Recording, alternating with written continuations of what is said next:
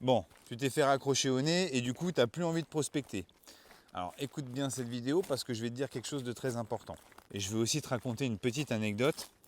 Parce que oui, la prospection, c'est dur. Donc il faut essayer d'avoir une bonne vision de la prospection. Ça, c'est tout dépend comment tu l'aperçois. Il ne faut pas oublier que quand vous prospectez, le but, c'est d'aller à la rencontre de personnes que vous n'avez jamais vues. Donc ça peut être quand même assez sympa. Mais parfois, voilà, c'est très dur, ça peut piquer un petit peu. Mais retiens bien une chose importante, c'est qu'en réalité, quand le client te claque la porte au nez ou qu'il te raccroche au nez, en fait, il n'y a jamais rien de personnel. Il ne faut pas le prendre pour soi. Il faut être un maximum détaché de ça, parce que tu peux tout simplement tomber au mauvais moment. Il a peut-être eu une mauvaise journée, il s'est peut-être disputé avec sa moitié. Voilà, il est peut-être excédé par justement le nombre d'appels qu'il reçoit d'agents immobiliers, etc. Donc en fait, il ne faut vraiment rien prendre pour soi. Il n'y a rien de personnel, le client il ne te connaît pas. Surtout, pas s'énerver et rester calme. Il ne faut pas insister, tu passes au suivant. Et pas avoir peur de le relancer plus tard. C'est-à-dire que souvent vous vous dites, ah bah lui, faut mieux pas que je le rappelle, sinon là je vais me prendre un coup de fusil. Alors effectivement, il ne faut pas le relancer le lendemain, il faut être un petit peu intelligent. Mais en réalité, des fois, tu vas être surpris si tu te forces à relancer la personne ou de retourner la voir. Tu vas avoir l'impression que ce n'est pas la même personne, justement. Et je te raconte une petite anecdote à ce sujet.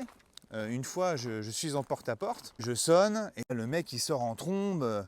Donc il avait une chemise et il était limite en caleçon en bas, avec un casque sur la tête, avec le micro, etc.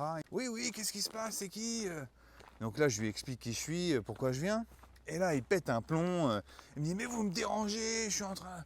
Moi, oulala, comme je te dis, il n'y a pas de souci, désolé. Je passe au suivant, merci, au revoir. Et ce que j'ai fait, c'est qu'une semaine après, je suis repassé dans le même quartier.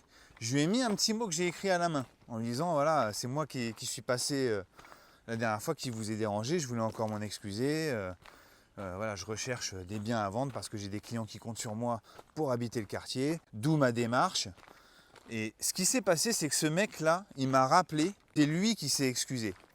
C'est-à-dire qu'il m'a dit, écoutez, je suis vraiment désolé pour la réaction, voilà, normalement je ne suis pas comme ça, mais c'est vrai que là vous êtes tombé à un moment où j'étais en call, c'était un call super important, et j'attendais aussi un colis important, donc je pensais que c'était le livreur, etc.